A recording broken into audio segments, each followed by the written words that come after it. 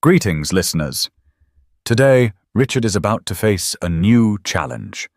Has he finally escaped danger, or is it still hot on his heels? Welcome, new friends. We're in the middle of the story of the 39 Steps. Glad to have you with us. The 39 Steps by John Buchan. I had a solemn time traveling north that day.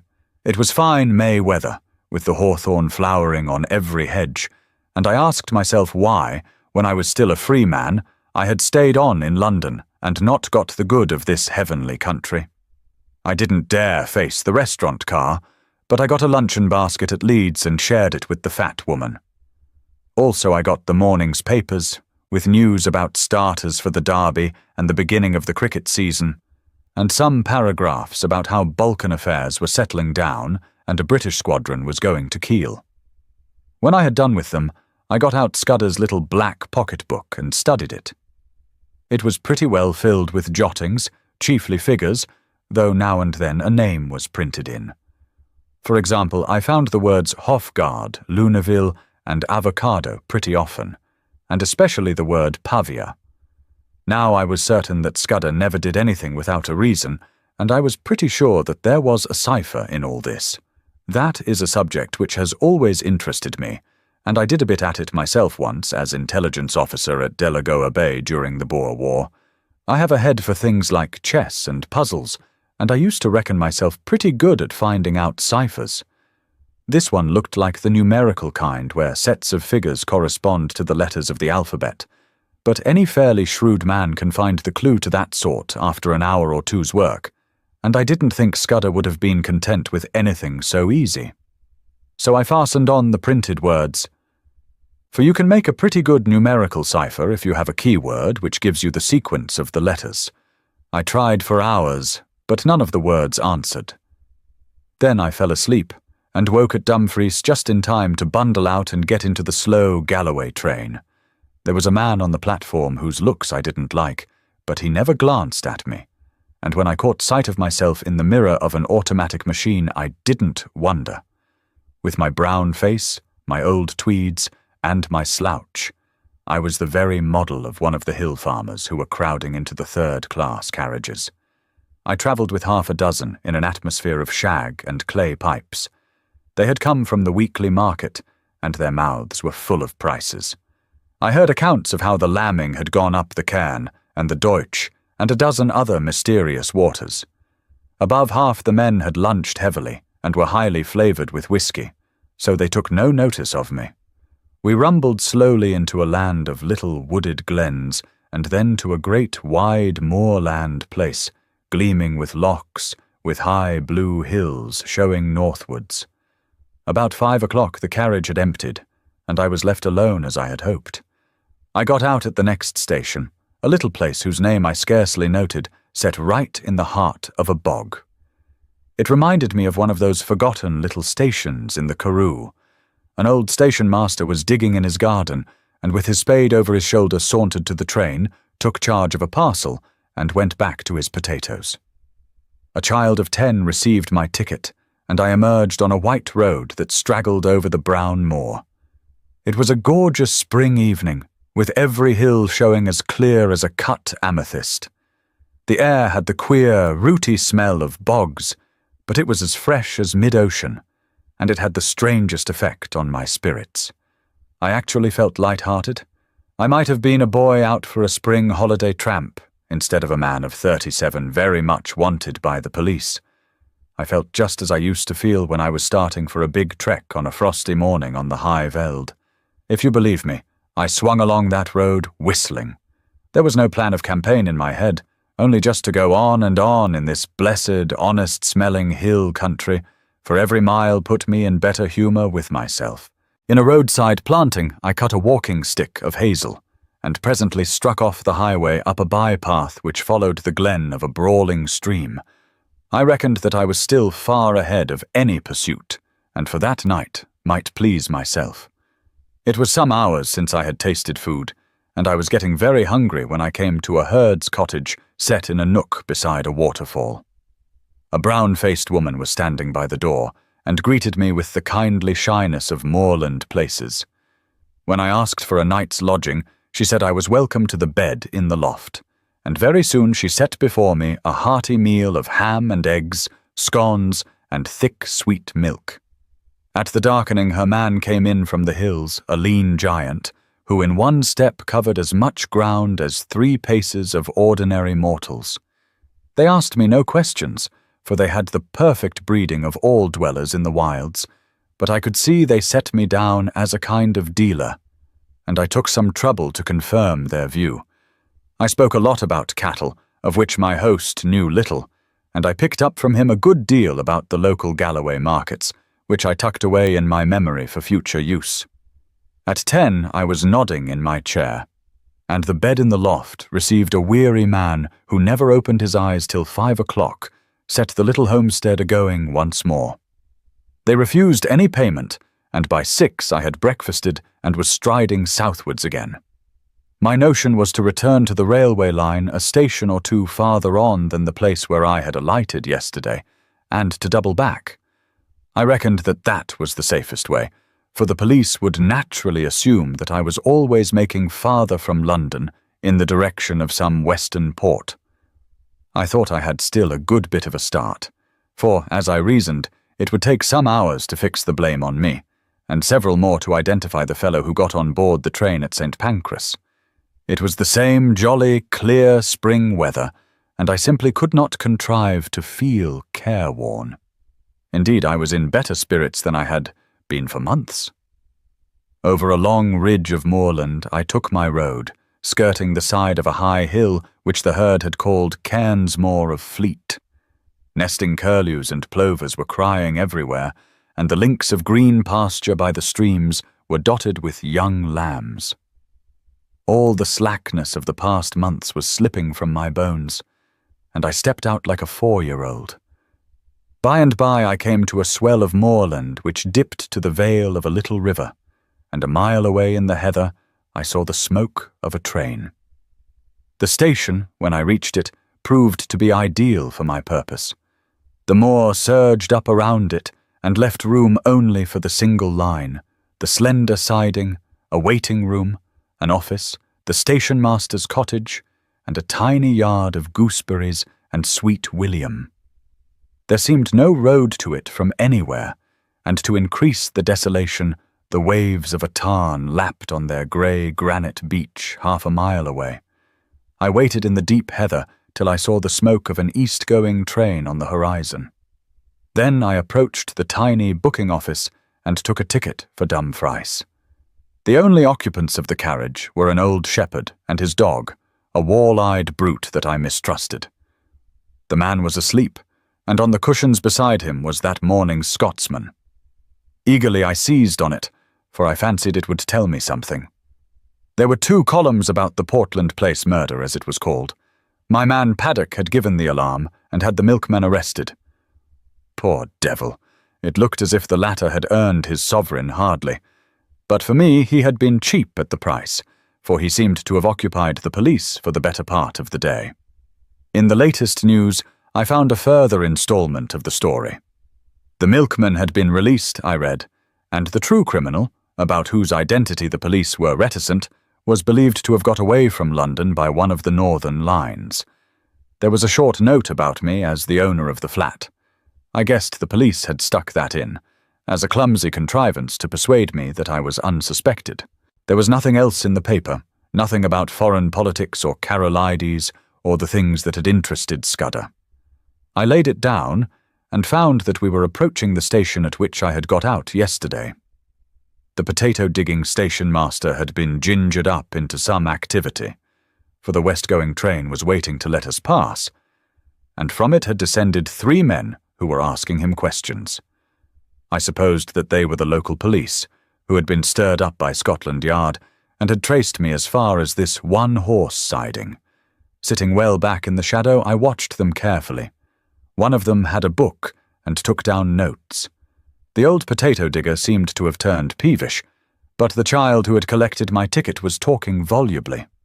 All the party looked out across the moor where the white road departed. I hoped they were going to take up my tracks there. As we moved away from that station, my companion woke up. He fixed me with a wandering glance, kicked his dog viciously, and inquired where he was.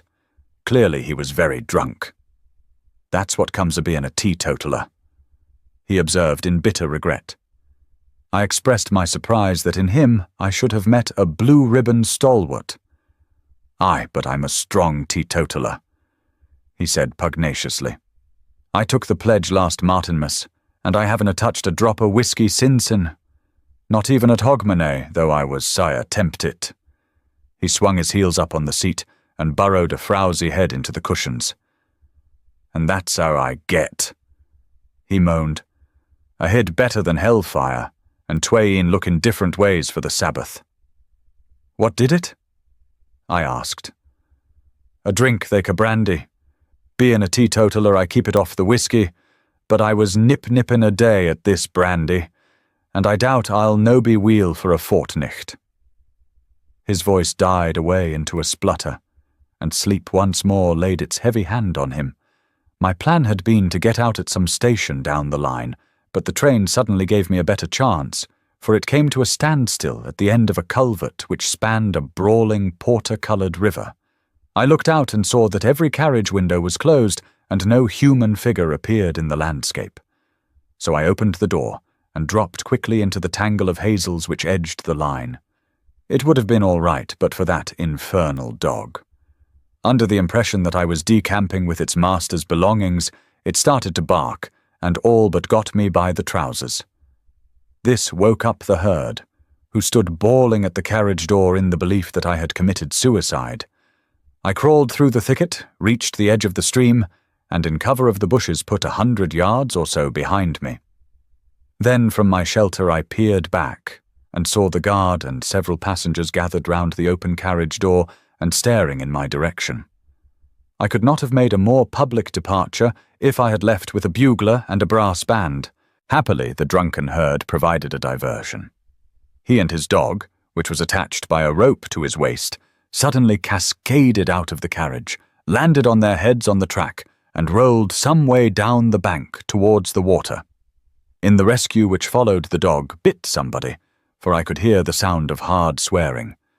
Presently they had forgotten me, and when after a quarter of a mile's crawl I ventured to look back, the train had started again and was vanishing in the cutting. I was in a wide semicircle of moorland, with the brown river as radius, and the high hills forming the northern circumference. There was not a sign or sound of a human being, only the plashing water and the interminable crying of curlews. Yet, oddly enough, for the first time I felt the terror of the hunted on me. It was not the police that I thought of, but the other folk, who knew that I knew Scudder's secret and dared not let me live. I was certain that they would pursue me with a keenness and vigilance unknown to the British law, and that once their grip closed on me, I should find no mercy. I looked back, but there was nothing in the landscape. The sun glinted on the metals of the line and the wet stones in the stream, and you could not have found a more peaceful sight in the world. Nevertheless, I started to run. Crouching low in the runnels of the bog, I ran till the sweat blinded my eyes.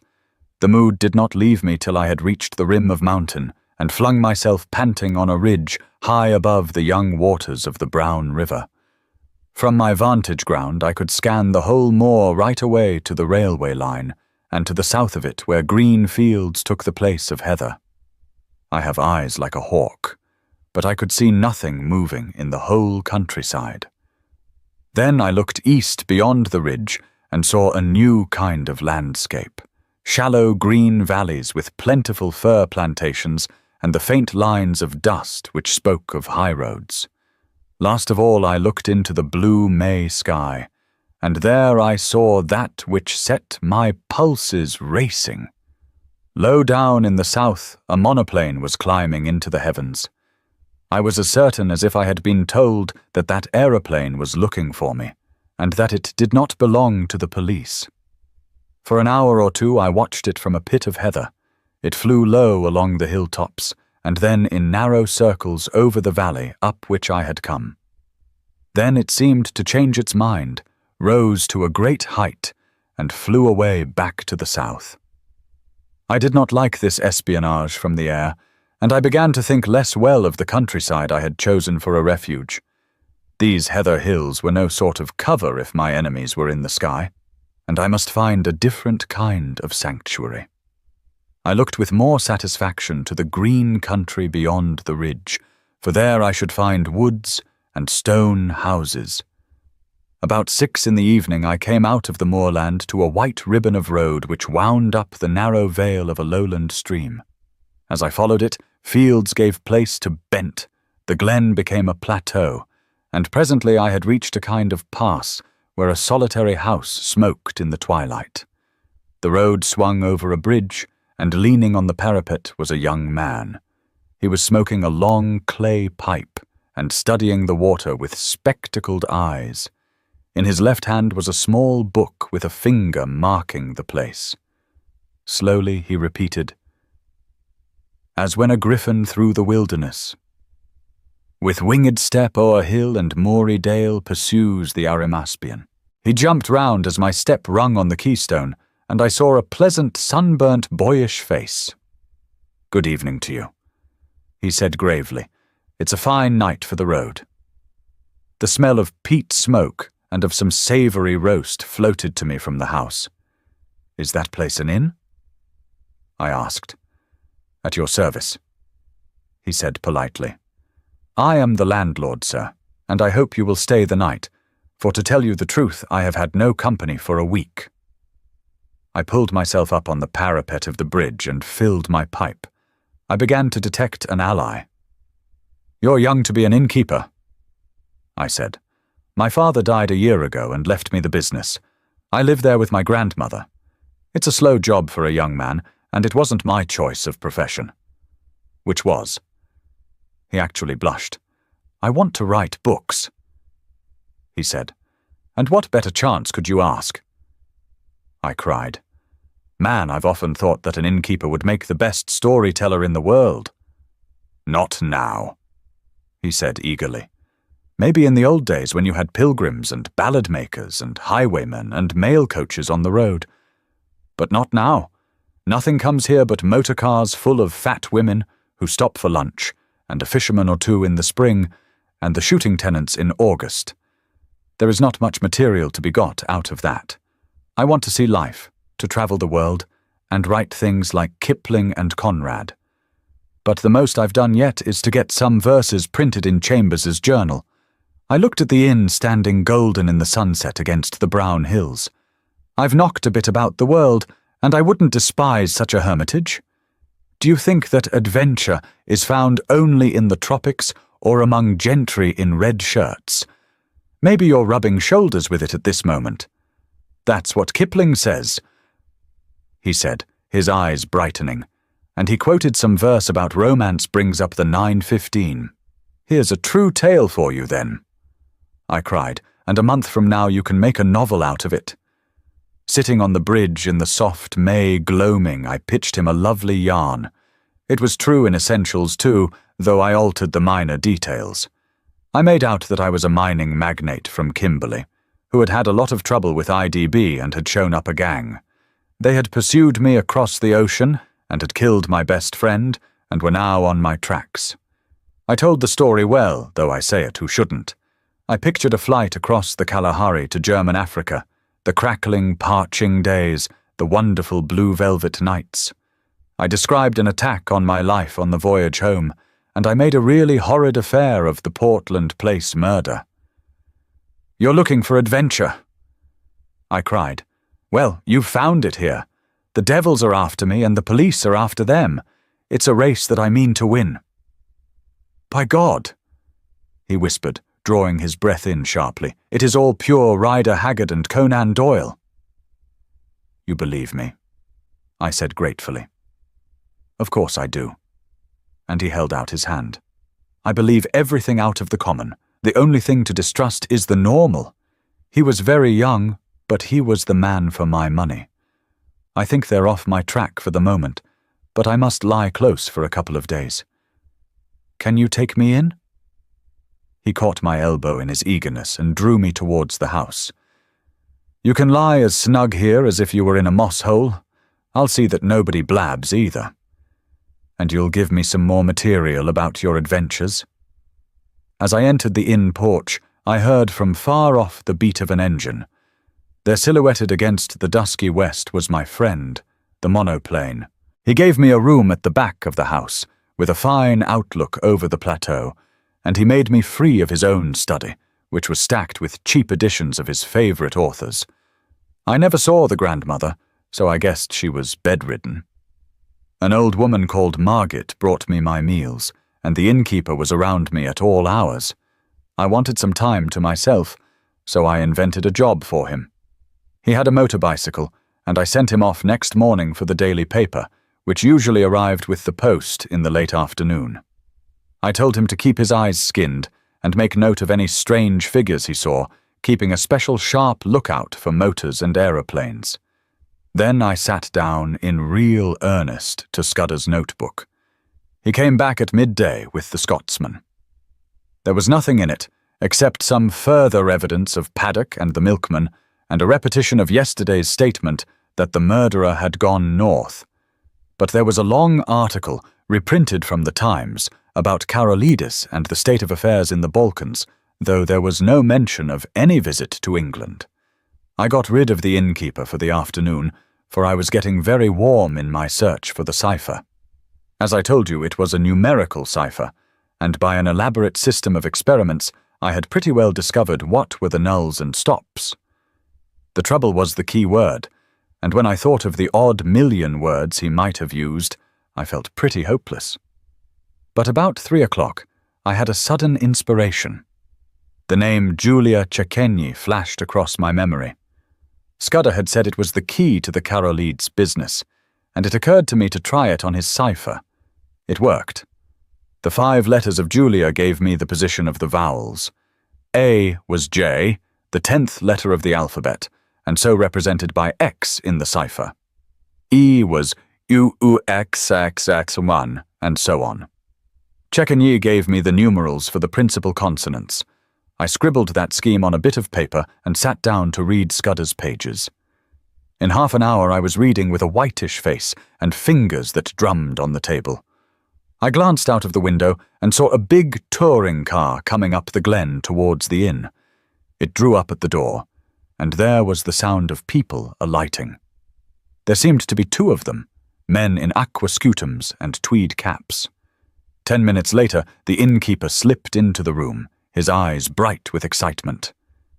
"There's 2 chaps below looking for you," he whispered. "They're in the dining room having whiskies and sodas.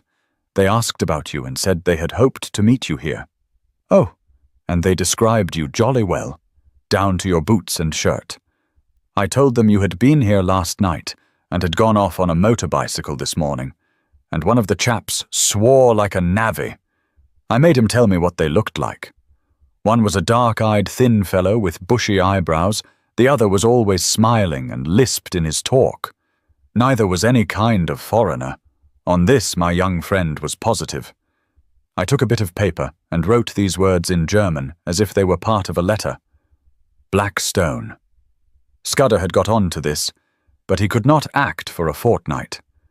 I doubt if I can do any good now, especially as Karolides is uncertain about his plans. But if Mr. T advises, I will do the best. I manufactured it rather neatly, so that it looked like a loose page of a private letter. Take this down and say it was found in my bedroom, and ask them to return it to me if they overtake me. 3 minutes later, I heard the car begin to move, and peeping from behind the curtain, caught sight of the 2 figures. One was slim, the other was sleek. That was the most I could make of my reconnaissance. The innkeeper appeared in great excitement. "Your paper woke them up," he said gleefully. The dark fellow went as white as death and cursed like blazes, and the fat one whistled and looked ugly. They paid for their drinks with half a sovereign and wouldn't wait for change. "Now I'll tell you what I want you to do," I said. Get on your bicycle and go off to Newton Stewart to the chief constable. Describe the two men and say you suspect them of having had something to do with the London murder. You can invent reasons. The two will come back. Never fear. Not tonight, for they'll follow me 40 miles along the road, but first thing tomorrow morning. Tell the police to be here bright and early." He set off like a docile child, while I worked at Scudder's notes. When he came back, we dined together, and in common decency I had to let him pump me. I gave him a lot of stuff about lion hunts and the Matabele War, thinking all the while what tame businesses these were compared to this I was now engaged in. When he went to bed, I sat up and finished Scudder. I smoked in a chair till daylight, for I could not sleep. About 8 next morning, I witnessed the arrival of 2 constables and a sergeant. They put their car in a coach house under the innkeeper's instructions and entered the house. 20 minutes later, I saw from my window a second car come across the plateau from the opposite direction. It did not come up to the inn, but stopped 200 yards off in the shelter of a patch of wood. I noticed that its occupants carefully reversed it before leaving it. A minute or 2 later, I heard their steps on the gravel outside the window. My plan had been to lie hid in my bedroom and see what happened. I had a notion that if I could bring the police and my other more dangerous pursuers together, something might work out of it to my advantage. But now I had a better idea. I scribbled a line of thanks to my host, opened the window, and dropped quietly into a gooseberry bush. Unobserved, I crossed the dike, crawled down the side of a tributary burn, and won the high road on the far side of the patch of trees. There stood the car, very spick and span in the morning sunlight, but with the dust on her which told of a long journey. I started her, jumped into the chauffeur's seat, and stole gently out onto the plateau. Almost at once the road dipped so that I lost sight of the inn, but the wind seemed to bring me the sound of angry voices. The story comes to a close for now. Remember to subscribe and like our channel. Where will Scudder's notebook lead Richard next? A new adventure is just around the corner. See you tomorrow.